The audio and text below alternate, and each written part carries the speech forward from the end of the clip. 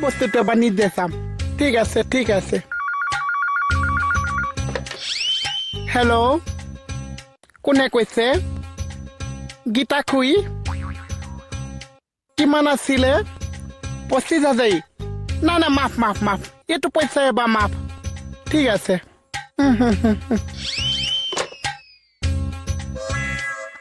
বাবা এটা এমাজি দিম দিবা বাহ তই তাৰমানে আকৌ মিনিষ্টাৰ হৈ গলি অসমখনৰ কাৰণে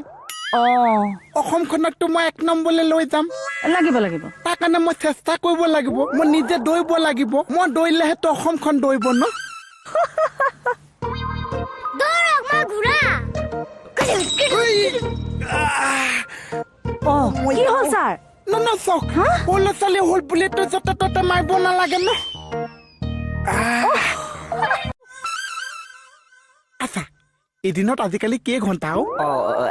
আজিকালি নে 2 ঘণ্টামান কমাই দিলে 22 ঘণ্টা মই হৈছে 22 ঘণ্টা খাই থকা এতিয়া মনে মনে থাকিবি নে ন ন চক মনে মনে থাকিলেতো নহ'ব ন মই যদি মন্ত্ৰী আপোনালোক মোৰ বন্তি সদায় আপোনালোক জ্বলি থাকিব লাগিব ন কোনো কাৰণেতো মই নাই নিৰ্যাতন সহ্য নকৰিম মইতো ব্যৱস্থা ল'ম কোনেনো নাৰী নিৰ্যাতন কৰিলে আপুনি মইতো সহ্য নকৰিম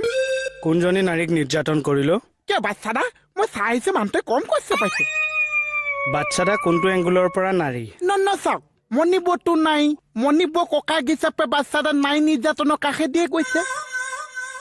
সেইবোৰ ফটুৱা কথা বাদ দিয়ক নিৰ্যাতন কৰিছেতো আপুনি তাকো জেঠেৰীয়েকক নিৰ্যাতন কৰে মোক খুৰা ল'ৰাটো আবেগিক কৰি দিলেও সেইবোৰ কি মই নাজানো মুঠতে মই কি বস্তু গম পাই আছে ৰ'ব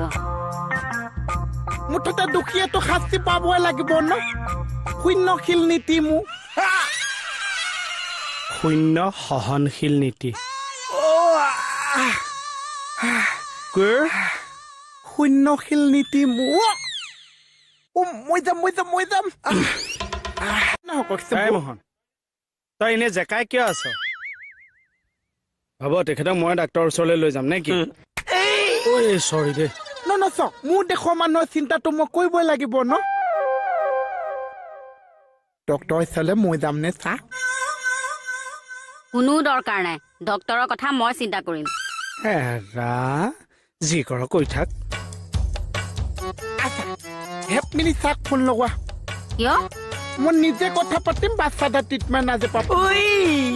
উঠ নালাগে নালাগে কোনেও নালাগে আৰু যদি কৰোণা পজিটিভেই নহৈছে কাকোচোন উঠাবলৈ নাহিছে মেটাৰটো কি চাহ কি মেটাৰ মই চাহকে সুধিছে আপুনি কিয় মাত দিছে হু ইউ ইউ ইউ